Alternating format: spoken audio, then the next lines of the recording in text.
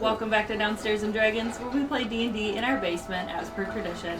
We are playing our Candlekeep Mysteries campaign. I'm Samantha, your DM, and we have Josh playing Dork, Dusty playing Clay, and Jacob playing Pantheo. Where we left off was traveling from Baldur's Gate back to Candlekeep as they finished their second quest and are ready to turn it in. On that quest, we learned a little bit about Pantheo's story, like you're looking into the Sarkitic Plague, Sarfetics, or something like. I'm the one who gave you the name. I don't even. Saprophytic. Thank you. And the Hippocratic Oath. Yes. And then we also learned a little bit about your guys' past and what the cult that kidnapped you is up to. And Clay, you have a horse. And a girlfriend. And that's it. So. Oh, Ex-girlfriend. Belial? Belial? You have a booty call when you're in Baldur's Gate. Already? A rich booty call. Yeah. So, you guys came to Candlekeep last night. You got dinner. Pantheo caught up with the Mamala about the zombie-like symptoms of the plague. And in the morning, you are going to give your findings to the rest of the people researching that plague. Mm-hmm. But before any of you can get up and go to breakfast, there's actually a knock at your barracks door. Which, again, reminder, is in the basement of the inn. What they call the Firefly Library, where only fireflies are lighting the area. Okay. So, even though it's really, really dark, it is morning. Hey, you hear Cowrie. that knocking. It's Vaki. Hey, you're not Cowrie. What's a Vaki? And you guys are talking through the door. Mm-hmm. We heard that you have come back and succeeded on your mission to stop the fake books. So I'm going to take you to the first reader who is rewarding that quest. Oh, sick. That's cool. It's a new day. It is a new day. So if you could get dressed, meet me out there. I'm afraid we'll have to hurry to catch them before they've finished for the day. Lead away. So you guys get dressed. Vaki, just a reminder, she's a Karaturian human gunslinger. She has the classic poncho and the cowboy hat. Is very stereotypical. It's a little bit mocking, but she's not doing it on purpose. She just really likes that look for her. She's a little cold, a little judgmental, doesn't really make eye contact with anybody. So when you guys come out into the dark, firelight lit library, no one else is up yet. Cowrie is not up reading yet. When you go upstairs, Matillery is not working. It is the gnomish woman who is working very aggressively for there being absolutely no one there. She is going through paperwork and checking all these check-ins and checking keys, and she's just doing everything incredibly diligently when there's no one there to really hound her. You guys leave the inn, and you head out to the Pillars of Pedagogy.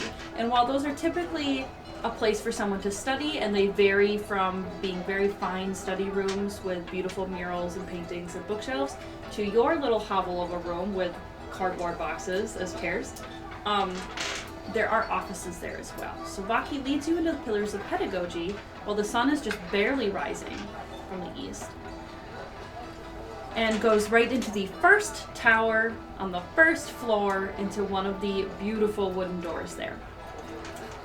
You guys have all been really quiet. Does anyone have anything to say before we open that door and start that cutscene?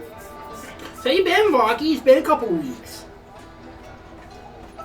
A couple more books showed up, and I mean fake books. Oh. And I've been scouring all of the inputs in the last couple of months to see if we missed any. I wanted to make sure none got into the inner library. I believe we figured out most of the names for the ones that they were copying. That would be helpful. Um, But at this point, 5 of them have made it in, so they have all 5 titles. So you guys, you repeat the titles back to her. She goes, those were the 5 we found. That means we're good.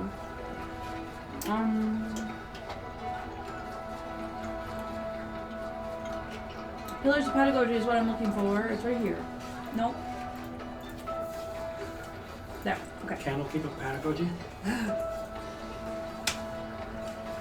You guys come into a beautiful office. It is both elegant and comfortable. Is it adequate? Yeah, you don't feel uncomfortable in it, yet you're a little scared to touch anything for fear of leaving a mark. It is spotlessly clean. The furniture is plushy. The lights are bright but don't hurt your eyes. The candles are comforting, flickering of different colors. You could read so well in here without straining your eyes, yet there are no windows. The ornate oak desk at the back of the room currently has I'm pretty sure it's a human, hold on. A human standing behind it, and in front of it stands 4 other beings. They are having a conversation, of which you guys are about 25 feet away, so once the door is open and you step in and wait your turn, you can hear what's going on.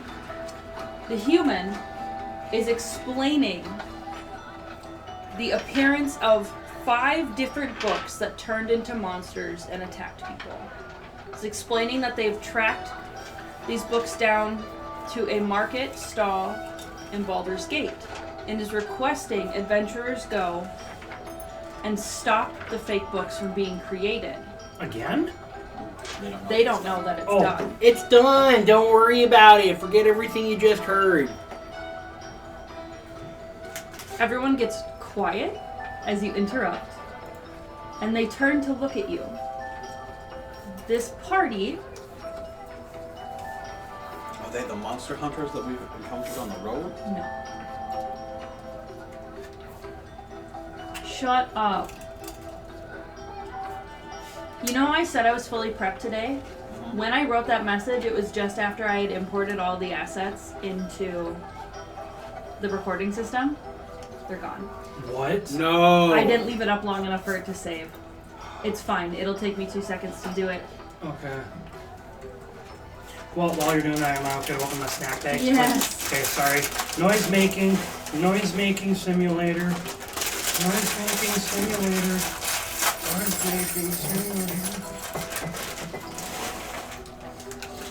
Oh, why? You're not done yet. You're not done yet. I know which one Doric's gonna Okay. say hi to. Oh, there's a small one on the left. I didn't notice her. Oh, I didn't either. Oh my goodness. That's wow.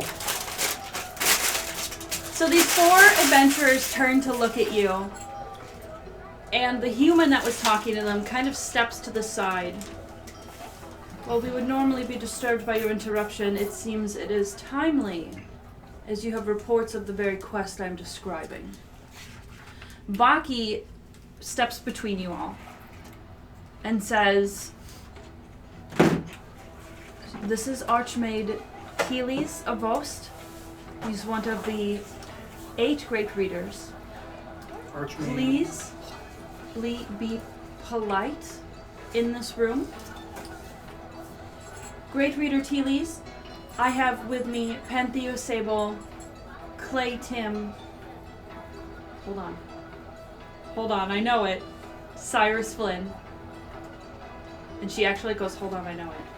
Clay Tim, Cyrus Flynn, and Dork Boss.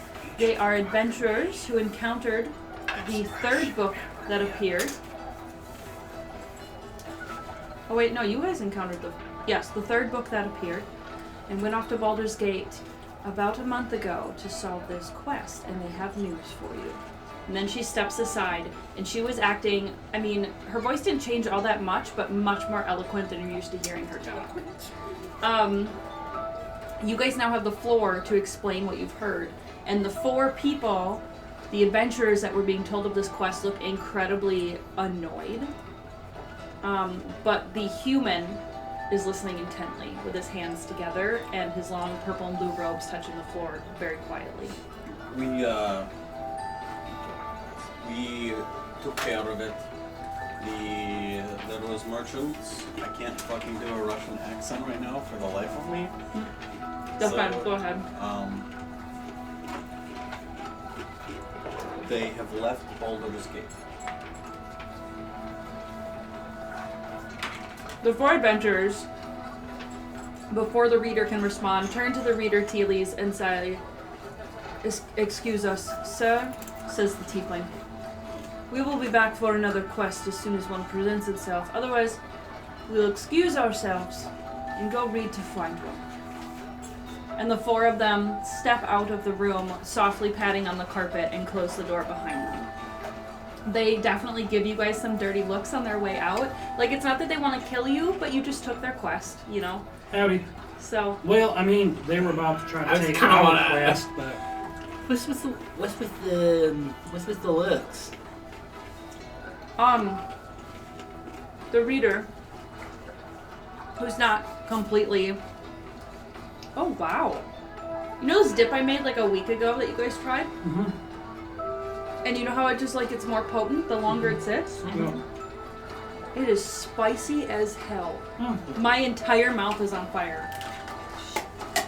yeah. And my eyes are watering. Holy Yeah, fuck. they are. Stop it. Okay. Okay, so the Great Reader. I mean, we can make your makeup run. Stop it. While we do not mean for there to be competition amongst our adventuring parties, you will find out very shortly that there is. So could you please first provide me proof of your success in stopping this threat on Candlekeep?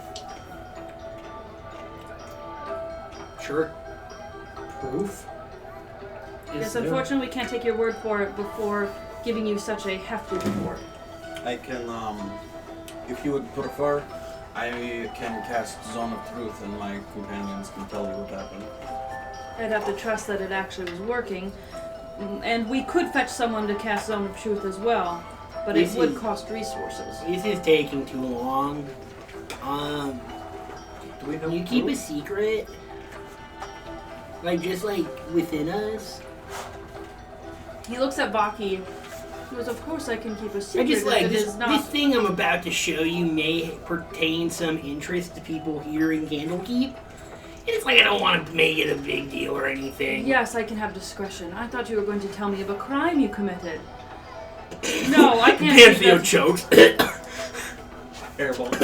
Yes, I can have discretion. All of our followers here at Candlekeep, of course, have some private expensive items we'd like to keep safe.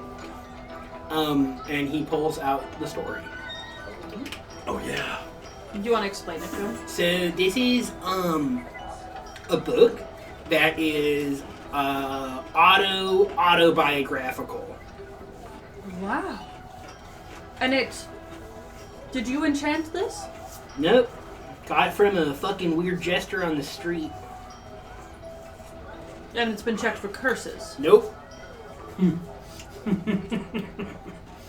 It has not. He goes, do you mind if I... Sure, go ahead. Man. He is literally the great reader of curses. Here is the story.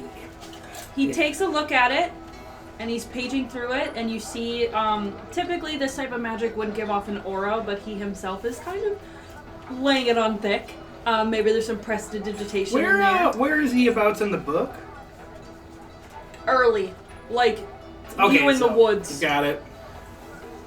And there's lots of light. He's not actually reading. You notice his eyes aren't going across the words. His eyes are penetrating the weave and reading the magic on the pages. And with the lights and sparkles that emit from under his hand, he goes, you're right, it's not cursed. I get it. Homeboy trying to score points with Mistra. I get it, homeboy. Do you say that out loud? He goes, actually I worship Ogma. But, no, there's no more points that need to be earned at this point. Oh, somebody fuck boy! Unprofessional, dude. He gestures to his robes that signify he is a great reader of Candlekeep.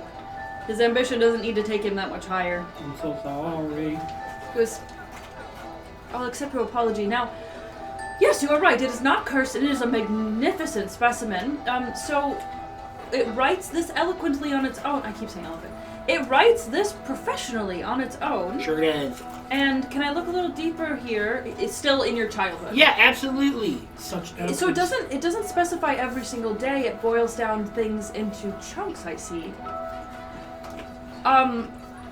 So as time goes on, we actually might lose information, lose detail as it is boiled down. So let's get to the part where you completed the quest, shall we? For sure. He So gives it to you. I take back the book and I bring it back to kind of the first day at Baldur's Gate. So we got separated through some funky magic on how we got the story.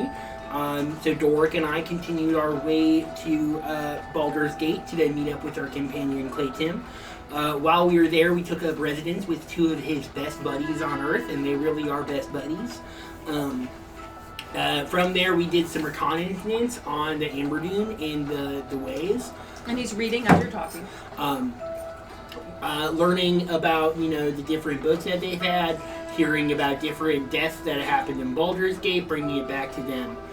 We met with the wizard Ettenmeyer, who we had given one of the books to watch over, as we would watch over him to make sure, for solid concrete evidence, that it was the Amber Dune providing these cursed books.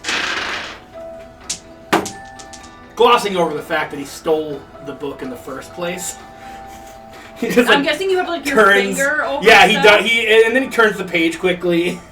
I just threw all my dice on the ground. But he continues to go on a little bit deeper past Claytim arrived, and then we confronted Ettenmeyer, then you confront them. Yep, we go to the Amber Dune hideout. Doric and Claytim confront the Amber Dune employees while we're at the hideout, which we then have a meeting with their manager to find out that the only reason they're selling these cursed books is a get-rich-quick scheme. They were trying to get a diamond for a resurrection spell. So we offered our services to get them a diamond to stop selling the books. And, And it says right there the agreement. Like, it literally has their dialogue of them agreeing and that they're going to leave. And that they know they have the attention of Candlekeep, and they don't want to do this particular thing again because it will get the attention of Candlekeep. Now, Pantheo is going to try to turn the page in a way that skips, the next 5. Yeah, sleight of hand. Thank you. I can tell you're DM because you asked it, a leading question. Oh, no. That's not very great. It's better than 1. Let's see here. Sleight of hand. Oh, why are you not showing up there? That's an 11. Not very good. You're fine. Sick? You kind of see the look on his face, and he doesn't really notice anything. He has noticed your hand blocking some chunks of text, but you can see that he, kind of averts his eyes. You're getting this, knowing look Trysts in Baldur's Gate. There's some sexy parts of this book. But he doesn't say that. You can just see that he's kind of, blushing a little every time you skip a chunk. I wake up a little bit. Yeah. So, you are able to, hide some of the parts. Mm-hmm. He goes, while there's no proof that this book you're holding tells the absolute truth, there are many things that would tell the truth for us. It would be time, making sure none of these books come up again, hearing, and we'll check our books to see if they are in fact creatures. As he's saying this, I'm holding up the book, watching it scroll as exactly what he's saying verbatim. I understand. Thank you. All right, so it is time for your reward. We can consider this quest closed. Now, the quests are controlled by one of the great readers. They're the ones who make sure they get rewarded and actually investigated. I took into account this one because of the odd items we were getting, as that is my specialty. In exchange for you stopping these books from entering Candlekeep, for at least the next century, hopefully, you get this circlet of comprehend languages. Now, it is much more valuable than a helm of comprehend languages because it looks better. So, And it's also not armor. this goes to your party, and who gets it is up to you, and I must remind you, no fighting within Candlekeep. He hands it over. I turn to Claytim. Kneel. But why me? Felt right. Okay. As You- Clay kneels. You, Claytim, accept this responsibility of being able to comprehend all the languages at your beck and call. Yes. I do now knight the regular Claytim. I am not Regency. I cannot knight you. but you are now Clayton with a circlet. And the great reader actually goes, splendid display. Yeah, Thank you. I actually have more to reward you. Sick. What? Fucking awesome. I knuckle Clayton. Yeah. Yay! That from our display. Because of the seriousness of this threat to the books in the Inner Sanctum, many avowed donated gold as a reward, especially as it's been 30 days since you had set out. We were worried about the danger of this quest. It should take it longer. We have amassed 1,500 gold. Holy shit! 100 gold for every one of the skill challenges you succeeded on. Oh shit! That is how I figured out how to reward you. Also, Then Theo's just like. Doric is fucking. 15? 15 gold? You, if you are to divide it evenly amongst you, you would get 500 gold. 5? Doric is hard. You're Is just that standing there what- with your hands. Is that like 50 of these? I'm so sorry, my dear sir. Yes. No. That's correct, actually. No, don't be rude in front of me. No, It says 10, dude. He has 10 fingies. Is this 50 of these? 50 of these? He did good math. Don't have to value that. You all don't be rude.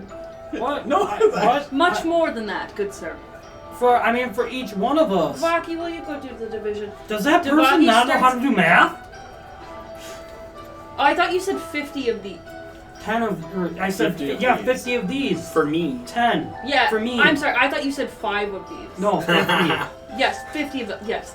So, God, dude, I thought the Great Reader almost couldn't do math. Yeah, that's what I was like, is that their flaw? so, Reading terrible at math. Mm-hmm. sure. So, You bad. Guzmaki, please do the division into the bags in my top left drawer. Now, there is another matter. You have saved and protected Sage Matrius, Oh, yeah. a seeker who visits often, Forgot about that, too. Mm-hmm. and now you have completed one quest for Candlekeep. It is my honor to invite you to be a Candlekeep adventuring party. Ooh. This would earn you a slightly better room on our adventuring floor at the inn, which would be at a discount while you were out adventuring, specifically for Candlekeep mysteries. Does that mean that we get to be friends with the people that were here earlier? Yes and no. Well, oh, why no? So, He started We off by also- saying we'd be enemies. we also would like to offer you the chance to go into the inner library. There's an inner library? However, you can only qualify to apply to be allowed in if you have each completed Murder? 2 mystery quests for Candlekeep, which would mean you could all go and do 2 quests, and one of you could apply to go in. Or all 3 of you could do 6, and all 3 of you could apply to go in. I see. It's 2 quests per person. That other party is doing the same thing. There are many reasons to go into the Inner Sanctum to find books that the Avowed just haven't had the time to track down for you, and that other seekers haven't been reading recently. Is there more fisty stuff in the inner libraries? Vaki actually interrupts and goes, actually, after this meeting, I would like to talk to you about your submissions. You got it, Doc. So Teles looks at you and, yes, I believe that is all the information I have for you. Essentially, you will talk to the staff at the inn to have your room moved. And you can talk to any of the Avowed to ask if there's any active mysteries you can look into, or you can read books to find your own mysteries. It's just you need to submit that mystery to one of the staff before you leave, for it to be counted as a quest for Candlekeep. Additionally, when you do return and turn in a quest, you need to go to the House of Binder and have your quest written down into a story that we can then feature in our regular campaigns to the cities. Vaki kind of looks at you guys and goes, we are going to go do that at the House of Binder right after this. It sounds like homework. Oh yeah, Panthea doesn't like homework. I don't really like that. I do have a question for us. Do we want to put money into party fund or do we want to separate it out? Panthea thinks a minute and does a little mental math. Our coffers are getting pretty heavy at this point. And while you're thinking, Vaki hands each of you a sack with 500 gold. I think we take. We can keep individually. Yeah, let's keep individually. I mean, I'd be willing to put in like maybe. We do have 785 gold in party fund. And then we each have 500. I think that's good. 500 gold for every person in party. And then 800 in the bank. Is this what it feels like to be rich? I mean, when you think about it, 500 gold could set an entire family up for multiple lives. Yeah, it's generations. It's like a well-to-do person saving after 3 years. As long as they're not trying to buy a fucking book. 2 years. We have enough to buy a book! We could go back to the Amber Dune and buy an original. How about we go buy an actual diamond and replace? Do you guys say that in character? No. Because Clay still doesn't know that's what you did. Yeah, you are in a suspension of disbelief. We that will be remedied. If that is all, we can make our leave from this office as I will lock it up. My work for today is done. And you guys all leave this beautiful office room out into the hallway of the Pillars of Pedagogy. He locks it with a wave of his hand and does a very nice, "May Ogma help you find all the knowledge you need." And then leaves. The way he walks, it's like a shuffle under his cloak so he doesn't trip on it because it's so long. And I know I didn't really describe how he looks. Generic human. Strong gait. Just very picture perfect, faceless NPC, so sorry. He has a strong gait. I respect that man. Who is strong gay? And That would be right me. as he's about to walk away, you guys hear an alarm everywhere.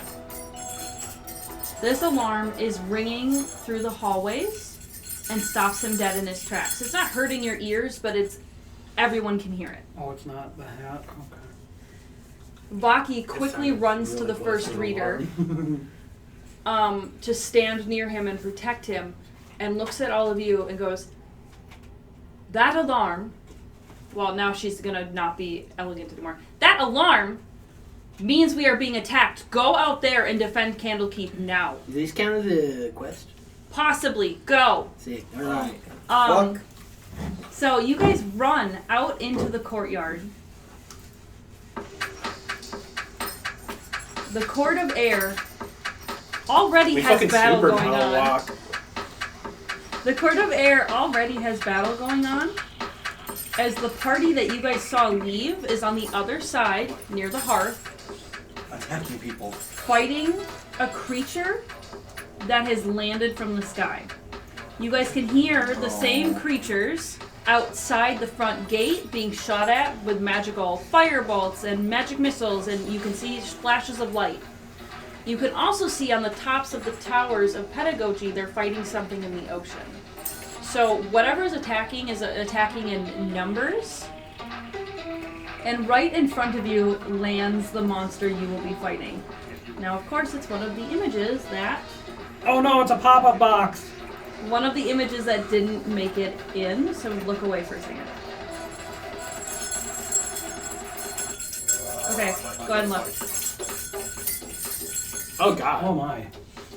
Oh, fuck. This young, ugly-looking dragon thing lands at your feet, and you are now separated from the party across the Court of Air fighting their own. There are multiple of these dragons that are attacking from all over, but none of them are coming from underground. They're just coming from the sky, the sea, the land. Also, I apologize. It's been a bit since I battled with a monk non-Baldur's Gate. That's fine. Oh no, that was level 2, and I did Flurry of Blows, and then I got my head bashed. But Nope, that's wrong thing. There we go. you guys may have to help me figure out what I'm rolling. So, all of you leave the Pillars of Pedagogy, which is on the north side. Where's my compass? Which is on the north side of the Court of Air. I actually can't remember the last time we did combat. There are several times you could have in Baldur's Gate, and you chose not to. You fought that rat person, and that's it. So you guys basically leave the Pillars of Pedagogy. No, Dusty got screwed over by that And the dragon lands thief. literally right in front of the building, planning on trying to burn it down and break it down. The other party Is he breaking down this beef? and their dragon is literally it's like off the map, like way across the court, like Oh. at least a football field away. Okay, we got map. We got map cam. Yes. So we need to roll initiative, and I need to move some of my food. Initiative. What's that? Oh my goodness. I did bad too. 18. Boy, yeah. Yep. Sorry, I have to give you the cards. 1, 2, 3. This is like, Monster. can I say obscene things? Sure. This is like nipple twisting music. Why? sure. Why? I didn't say other people's, I said my own. Why? Why? Why? I'm a nipple twisted. Tim's got 18. I got 6. I got 18. Sexy. Alston. Okay, I got my dice. I got my stats. I got my dice. I got my stats. Come on, baby. Don't hit that. Dirty 20. Decided one up me, huh? I mean, it did kind of surprise you by Well. jumping down, but it is not a surprise round. Because you guys knew battle was ensuing. You just didn't know he was right there. What? Who? Fuck! Who is battle suing? He's right in front of my fucking face. So dude. immediately this thing stretches out its really long mushroom scattered neck, opens its big slimy mouth with drool hitting the ground, and just screams at you a weird high-pitched resonating scream. Can I understand what it said? It just made a scream. Oh, okay. Fuck!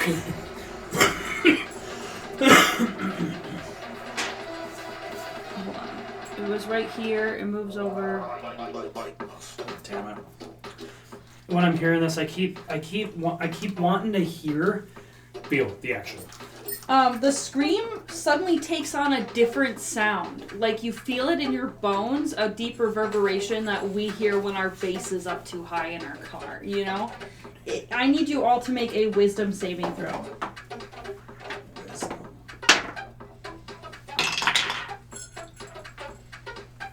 Okay. 15. 21. Whoa! 25. Oh my goodness. You also I thought I did succeed. good. But you're going to take half damage. We are all whiz.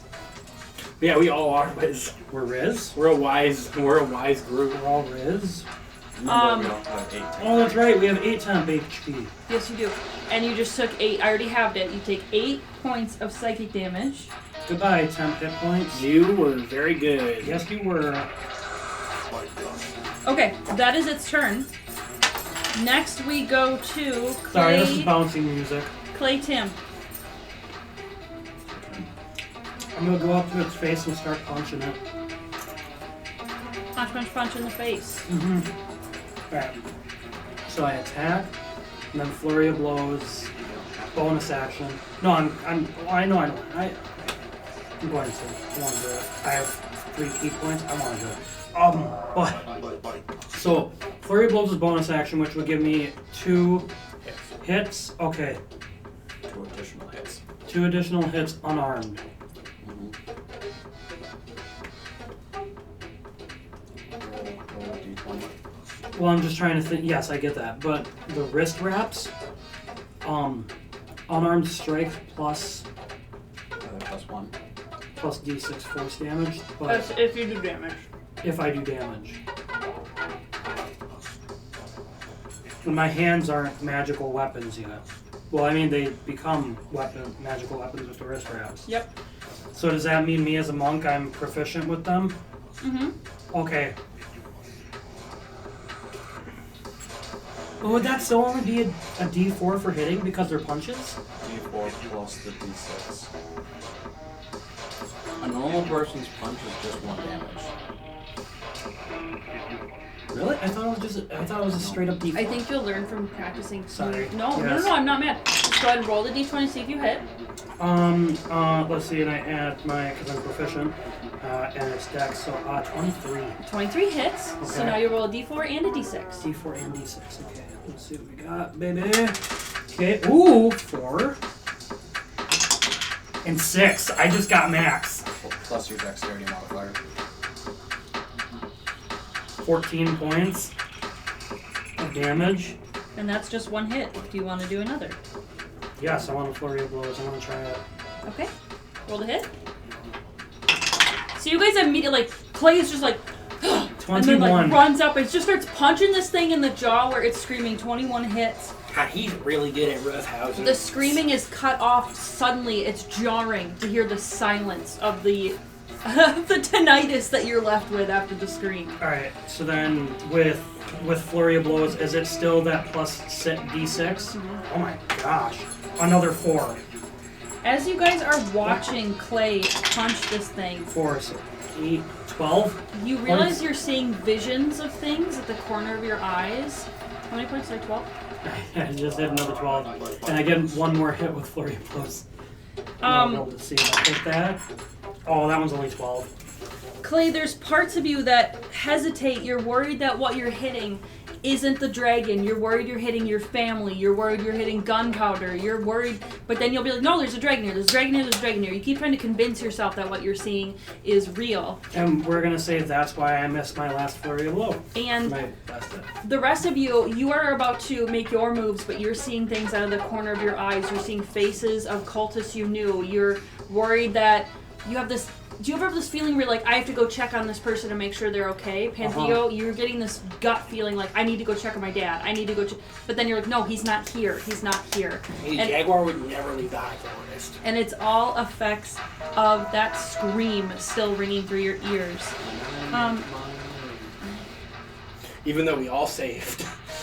Clay, Reverberations. it's doing no damage to you in game, but those are the flavor texts. So Pantheo, it was your turn. Pantheo looks at this beast. I'm fucking sick of your shit, man. And he just raises his hand to the sky towards the moon. His paw covers the moon, and he just fucking throws it down. And as his paw comes down, along with it, this streaming moonlight just comes and explodes like a splashing wave over on top of this drake. Wow. Can you tell me what the radius is of Moonbeam? Or just one spot? I think it's 5-foot radius. Okay. Okay, I'm gonna just say it's right on top of him then. Do I roll a save? Yeah, 5 foot radius, 40 foot high. It is a con save. I got a 13. 13. I think it's a fail. I think it's fail as well. Because I have your stats in front of me, and your save is 14. Yep. Sick. I forgot how good it That's feels. why I put them on these I cards. forgot how good it feels to hit as a monk. Alright, 2d10. That is 14 damage of moon power. Holy shit. He had lunar, and I had force. Amazing. And Lunar it's funny force. because the moon beam doesn't really make a sound when it hits, but you hear the whoosh as like the insides of this thing are screaming in pain. Before our next turn, I'm actually gonna pause. Oh, Sorry, we had to stop for a quick orgy. I was about to say, okay, now that we're back, Dork, it's your turn, and you just immediately said that. Okay, Dork, it is your turn. How's this thing looking? Oh, fine. Okay. I You guys have been listening to this a lot longer than me, so I feel like Don't mind me. playing Adventure Time, you little brat. I am going to cast Bless on me, Pantheo, and Clayton. Okay! That sounds good! You have an extra one, you can give it to the drink. It's only 3. Oh, is it only 3? Yeah. Yeah. You have an extra one, you can give it to the You Jew. Well, I can guess I'm up it with thinking- higher spells. Yeah. If we bless it and we defeat it, does that mean we get more XP? You guys feel... Challenge mode. You guys feel like a divine blessing through your muscles, through your fingertips, through your hearts. You are ready to take this on. You feel confident and not scared. And then I'm going to move. Which way's north? This way is north. I am going to move. Am I the yellow one? Yeah, but you can't move any farther. No, Pantheo is the green one. You're the red one. It's the same color as your names. Alright, I'm gonna move west 20 feet. About there, yeah. I totally forgot to move. Oh well. I just went through his face. All right. Okay, Doric, that is the end of your turn. We are back to the monster. I'm gonna roll a d6. Okay. This monster is honing right in on you, Clay. You just punched it in the jaw twice, and it is gonna make you feel its pain. While it's winding up, lifting its neck up in the air to bite down, you guys get a clear visage of what is happening across the courtyard. You're seeing a party of 4 people attacking a dragon on their own. There is one who is casting similar spells to you, Pantheo. Big beams of light and fire and electricity are shooting at this dragon. Another one is jumping through mist and appearing in new locations on the dragon's back, punching its spine and kicking it in weird spots that make its body twitch. The tiefling, Doric, you see a big red stone from its necklace levitate in front of it as its mind connects to the stone, and this psionic purple energy goes into the dragon's mind as they connect and hover. And finally, the dwarf is positioned a ways back with the biggest crossbow you have ever seen, just letting bolts fly that you feel the vibrations of across the courtyard. So this party is just wrecking this dragon across from you. And as they do, in between their party and your party, another dragon comes down. It is off the map right now. Sorry, I chuckled because I was like, oh, they're shooting bullets, and here I am sitting just 1-2 Eugene.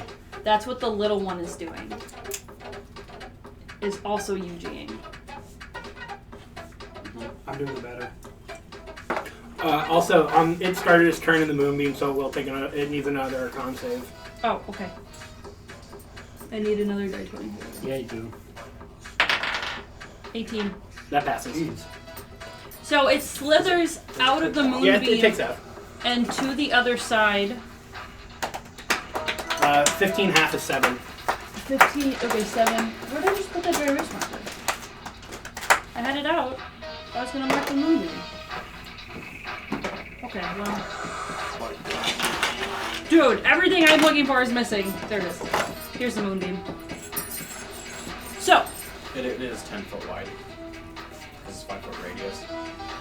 So. I got a. Oh, I got that under dog. I got a 21 to hit. Misses. What's your AC? Tell me your AC right now. Because I have 18 written on this. 19.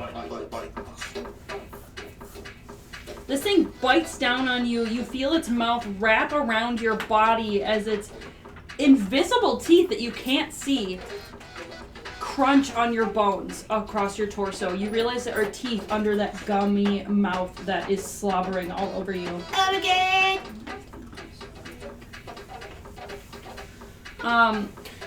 Strange reaction. You take 5 points of piercing damage as the teeth suddenly sink into your skin.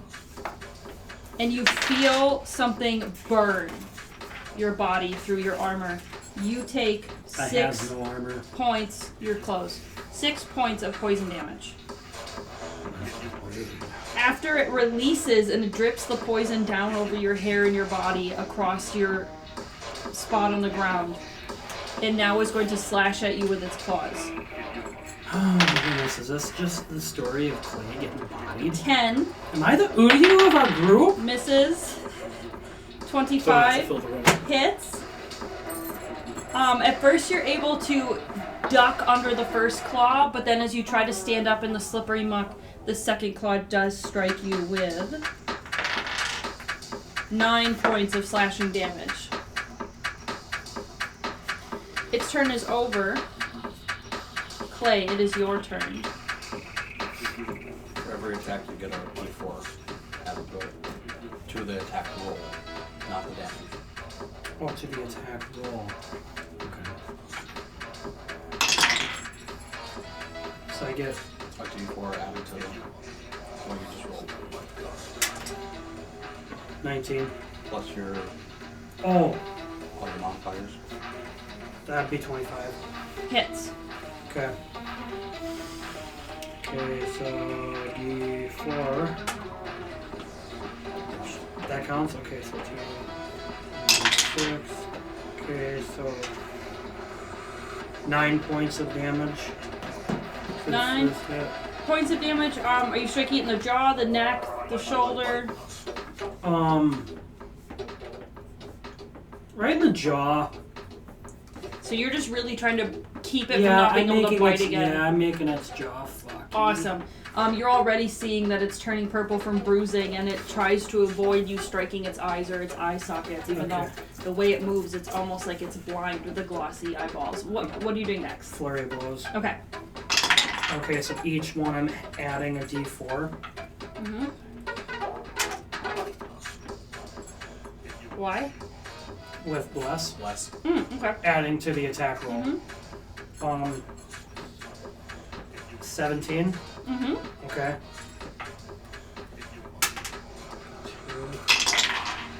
Oh, that's only 3 points. Yes or not. Oh, 7 points Of damage? of damage. And then I get to do a third. All Try right, to you're snap still it. hitting it. Even in the gummy parts of its body, you're seeing blood. Next.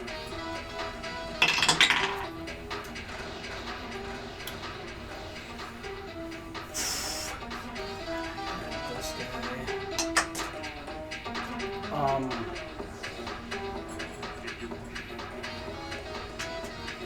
23 to hit. Mm-hmm.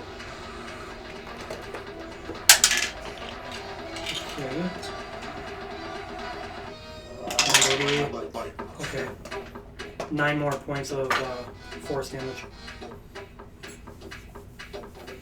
Alright, you guys are actually starting to beat it up to the point where it seems uncomfortable. It seems like it's looking for a way out. It's glancing over its shoulder at the others. Clay, you're able to see when it glances over. You can see another person who roughhouses just like you, but this time there's flows of water coming out of their hands. There's fire burn marks on this dragon's skin. They're doing something that you didn't realize someone roughhousing could do. That looks elemental. Now, after Clay's turn, Tom got me. Oh, Pantheo, it is your turn. Pantheo moves to, I think, the left, closer towards the pillar. He wants to be 10 feet away from the dragon. And perpendicular, yeah, right there is perfect.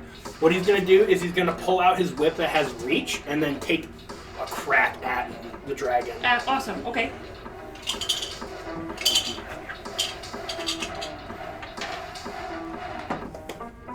That's a 19. nice. 19 hits. Alright.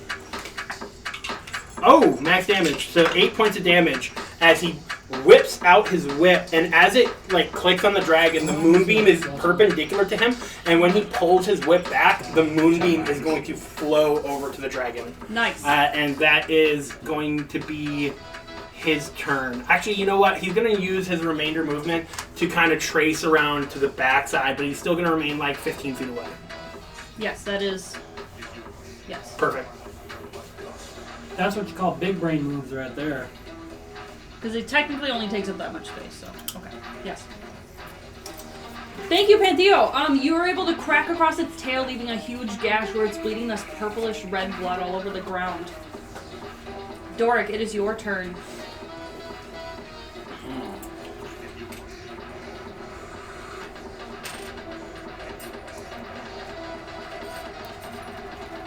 What do I do? I will. Doric seems distracted as he's watching this tiefling have a floating stone in front of it, doing magic through it.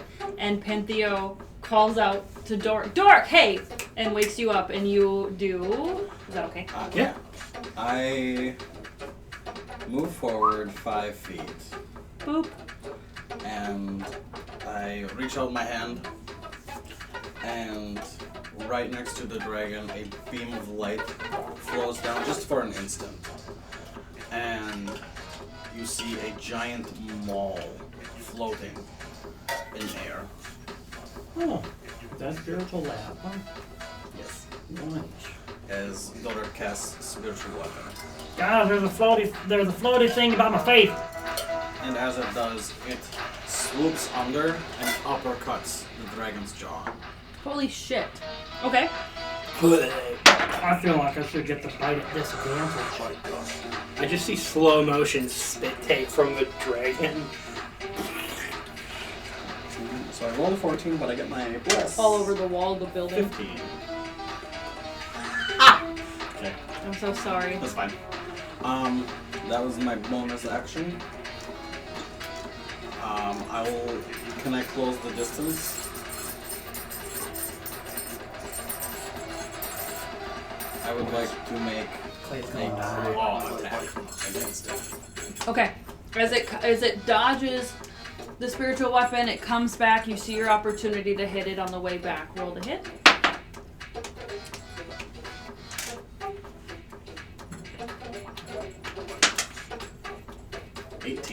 Hits.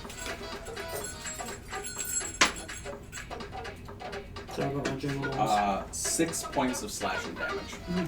Alright, so you are able to claw across, almost like it's across its eye, as it's not blinded, but its left eye does shut. It might be piercing. I can't remember. Anything else, Doric? Nope. That's me.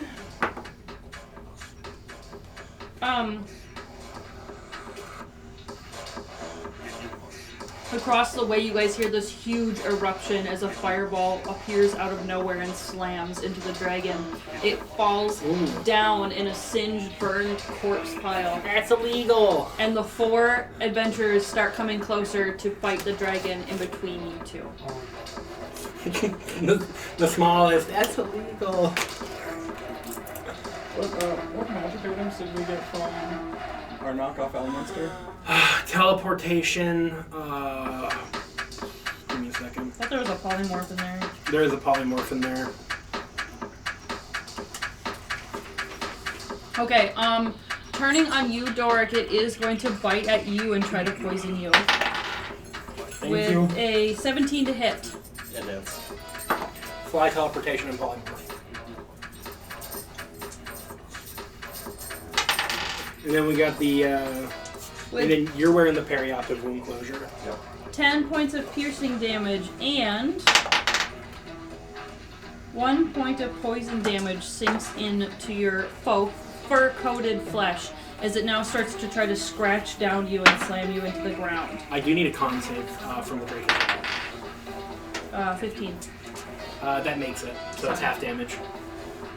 Um, No, that beats it, so it's still half damage though. 15 half is 7 again.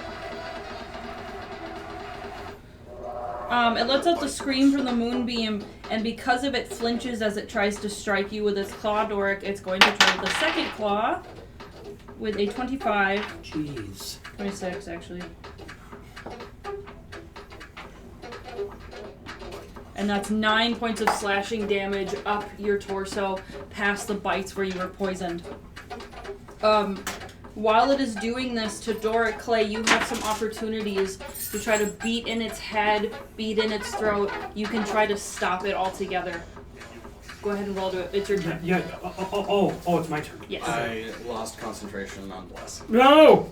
Why'd you do this to us? I rolled a natural 1 on That's rippity dippity dude. Well, either way, I got 24 to hit. Then. That dumb lizard stayed in the moonbeam. 10 points of force damage. Yeah. bludgeoning. Yep. Oh, never mind. Yo, How do you want to do this? with my raps. Oh shit. I'm a. Totally missed it. How do you want to do this? I'm do real bad things to this, and I'm literally gonna reach into its mouth, grab its tongue, pull it, like try to pull it. How big is this thing compared to me? How big? You could slide down its gullet. Oh, all right. Well, I guess what I'm literally just going to do is Clay's not going to realize the type of strength that he has with these new wrist wraps. He's going to literally punch through its eye. Okay. I'm just going to go. You're my friend! You had my friend! The one that is, the eye that is not scratched, the right eye that is still somewhat glaring at you as it sinks its claws and teeth into your friend, you take the opportunity to just punch through the eye socket. Your fist ends up in brain matter, blood oozing down your arm The and wraps into your go. wounds. The wraps go a little light bit diddly doos while I'm going to go for the last punch. There's definitely like an anime green streak in the background. Yes. You guys are able to kill your dragon. However, just down the way, there is another dragon fight happening. Boys, I don't know about you, but I'm gonna dip out. I'm almost dead. No. There's enough people here. I feel like we can kill it. We can kill him. Clay, you still have movement and you still have your bonus action. Do you want to run over there? Oh yeah, I did. Do flurry of blows. Do I have any healing potions? Nope.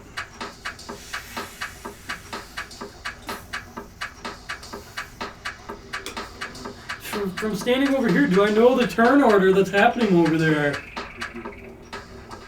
I mean, it's like... sure. Elf, dwarf, tiefling, gnome, dragon. Elf, dwarf, tiefling, gnome, dragon. I'm a run over there. It's not gnome, it's halfling, sorry. I'm a run over, but I'm gonna stay about 10-ish feet, 15-ish feet away. 10, 15, 20. Okay, yeah, that's... Or, 10, 20, 30. Jesus. You are on the map. Alright, now I'm gonna just sit there. Okay, Mr. Blue Jeans. I've also got poncho. Yeah. Next is I look Cynthia. more... How far away are we? You are 10, 20, 30, 40, 50, 60, 70. Okay, so my moonbeam doesn't have enough. I want to move the moonbeam 60 feet closer, As it passes over. and then I'm going to move up 30 feet. Okay. I'll go right adjacent to Clay Tim. Cool. Anything else? Thank you, boys. I'll do an action dash, actually. Then I'll get right up in that fucker. They kind of guys. give you a glance. I'm full, yeah. A couple of them like wave at you and keep doing what they're doing, bouncing all over the place. The halfling is literally like here, and then here, and then here, and then here, and just like all over the place. Halfling's giving me a headache. Do y'all come here often?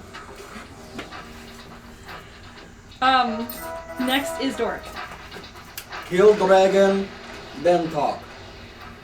I use my bonus action to move my spiritual weapon 20 feet forward.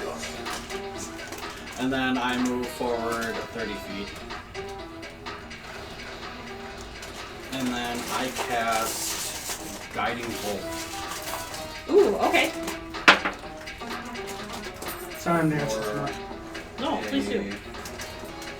17 to hit. Okay. Oh, I'm sorry. It takes an action to move the moonbeam. I wouldn't be able to dash. Which one do you want to do?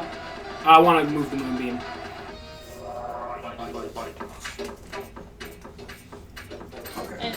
do I do anything? No, I just have to look up what the damage was.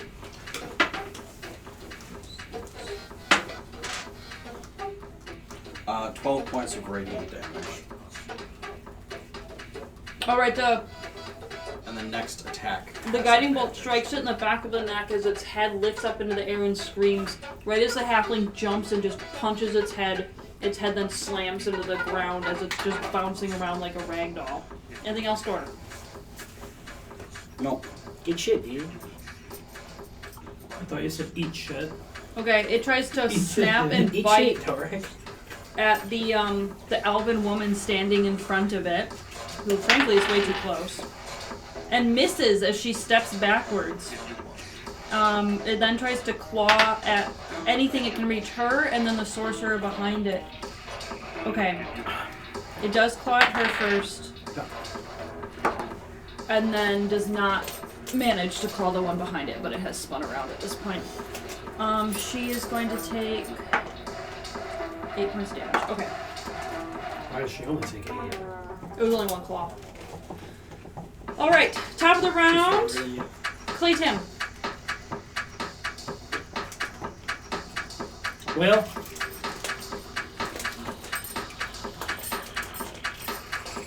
I'm gonna run up as far as I can. How far can I go? There you go.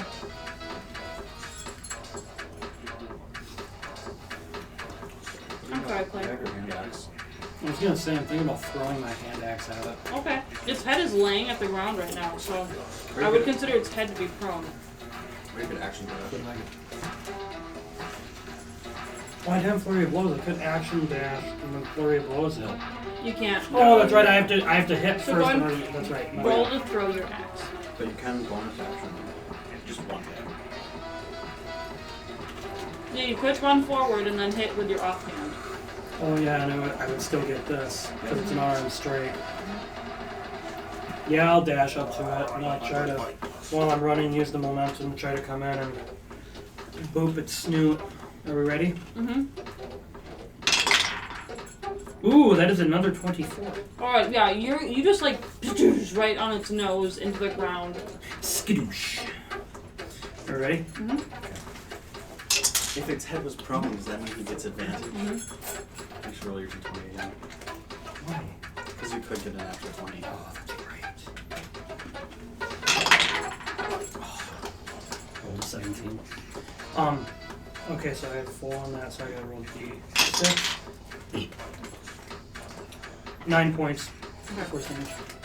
You also, like, right as you do this, you see a shocking grasp come out of the man with the red stone as he shocks the whole thing and it vibrates and its wings go flat on the ground. Clay, after your turn, it's Pantheo. Pantheo is going to use his action to move the moonbeam, serpentining around the other Candlekeep adventurers, and hit that so I need a con save since it's his first time in the moonbeam. Okay. Would it be a disadvantage because it's prone? I got a nat 20. I think it still has to. It does, but 7 half is 3. perfect. Still something. Yeah, you see singes on the tips of its wings and its claws as it takes the radiant damage. Anything else, Pantheo? Yeah, I'm going to move up to try to flank it. Just get up in there. You're I've so never- close. I never Get in truly, there! I never truly understood or understand flanking. It's a mix of you and your buddies are using teamwork to better distract and strike the enemy. Like the enemy can't step backward to dodge you without also stepping into another attack. Okay. You would need another party member to be on the other end of it to kind of. Yeah. Okay. But it doesn't work with a wall, unfortunately. Alright. Anything else, Pantheo? No. Dork, it is your turn. I'm going to use my bonus action to move my spiritual weapon up 20 feet. Oh my gosh. It's like getting nowhere. It's like you and it are jogging up. And then I'm going to stay where I am. I'm going to cast another guiding bolt at it. Okay? That is gonna be a 21 to hit. You hit, and just as you hit, the gnome appears in another flash of the halfling appears in another flash of mist and just barely dodges your guiding bolt and gives you a look. Get out of the fucking way! Go ahead.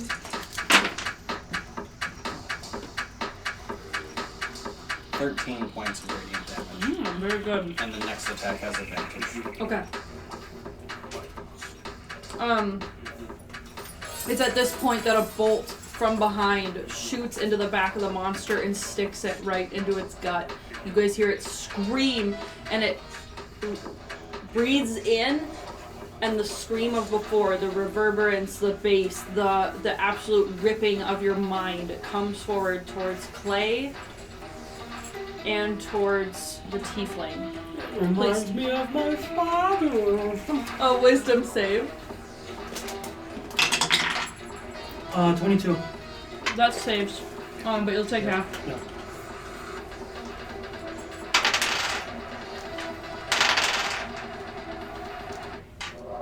Already halved, you take 9 points of psychic damage. Clay is down.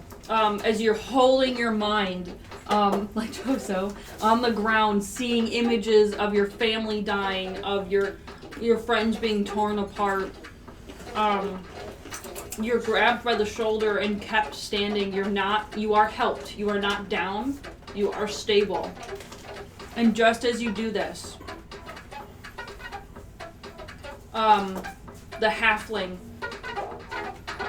does a jump into the air and lands, heels into this thing's brain. You guys all hear the crunch of the skull cracking and breaking as its brain is struck and it is dead at your feet. Oh, we didn't get the killing blow on it. You did on the last one.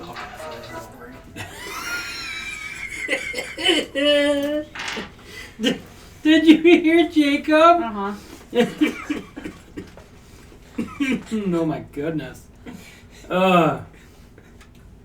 A gaslight. Don't worry. I'll gaslight him. Don't worry. Oh, that's so funny. Where the fuck did I put them? In reverse, Panthea lifts from the ground towards the moon and releases the moonbeam. Oh, okay. Just because, like, it elevators up. You? Well, it's oddly quiet where you guys are now. In You can hear response- the yells and the bursts of magic coming from the gate still and the towers. In response to Panthea releasing the moon, Clay reaches up and releases his bowels. I'm not sure about that. I think Clay just shit himself. Hey, I was almost dead. Then that guy comes out and just starts rifling through your pants.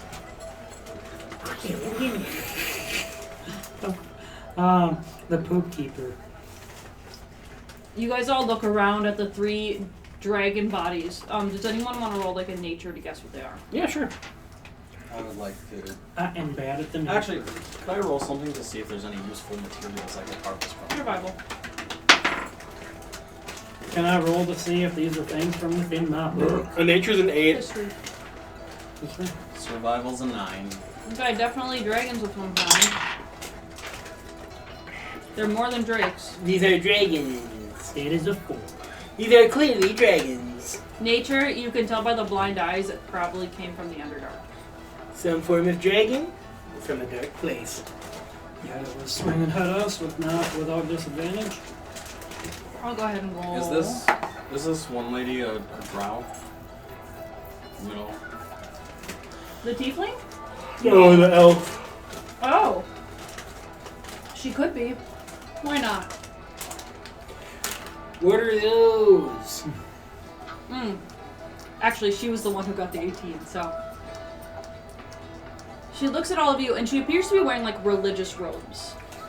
Like, she looks like she would be a cleric without the armor. Cool. And she was the one casting all the different elemental magic. And So it wasn't a monk. the monk was as well. Oh. She looks over at you with her nose and her chin high, not to be rude, just a very high elven stature, especially because she's a lot shorter than you. And I look down at her. I think I'm still on the ground. She's not rude, but she's not warm either. She's neither cold nor warm. These are deep dragons. Why they would be working together is beyond me. Especially now that they're not wormlings anymore. This seems suspicious. It sounds like there's fighting other places. Seems like calculated attack. Exactly. I agree with you. It's against the rules to use fire in Candlekeep. Oops. You're exactly right. Is that why it did barely any damage? That could be explanation. Thank you. He's commended. I'm Dork, by the way. We did not have a chance to talk earlier. This is Pantheo, and this is Clayton. Hey, Nice to meet you. We're the ones that stole your job, as you remember. Howdy, I'm Clay. She goes, I'm Evora. Does not take Clay long. She looks at the others. Howdy, Evora. She looks at the others and goes, our archer here is Alina. Our monk here is Pesha. And our tiefling here is Sober. And Sober walks forward. It's a bear. I did not think that's what you were going to get from that name. Yeah. Sober walks forward. He is the tallest of them, but still shorter than all of you.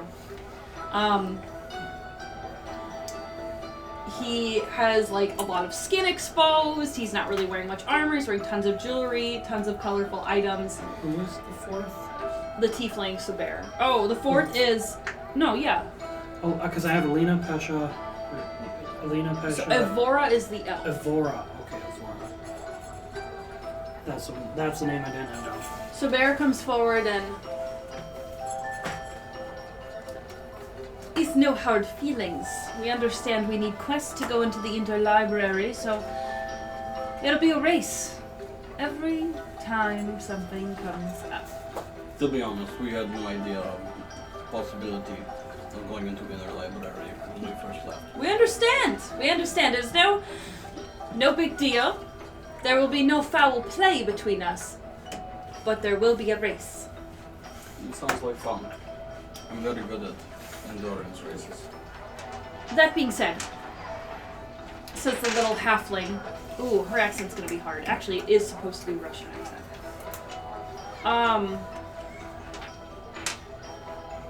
That being said, Sober, I am called into the House of Binder to see my collection. So you all can go to reading. I will be back soon. You're still going around. Should we not help friend? Who's Eagle Boy? Vaki? No, Kreka. Kreka. Kreka could be at front gate needing help. Yeah, let's go check on him. By the time you guys even get to the front gate, the battle has subsided. Shit. Kreka is standing there at the gate. You can see, kind of not breathing super heavily, but there's tons of, because they're on the outside of the gate, tons of fire magic. Lots of fireballs, lots of firebolts. They took a couple of them down. Wow, if there's a forester in here, it would fuck it up. Yeah, good thing it's just, she goes, good thing it's just rock and grass. So much singed grass.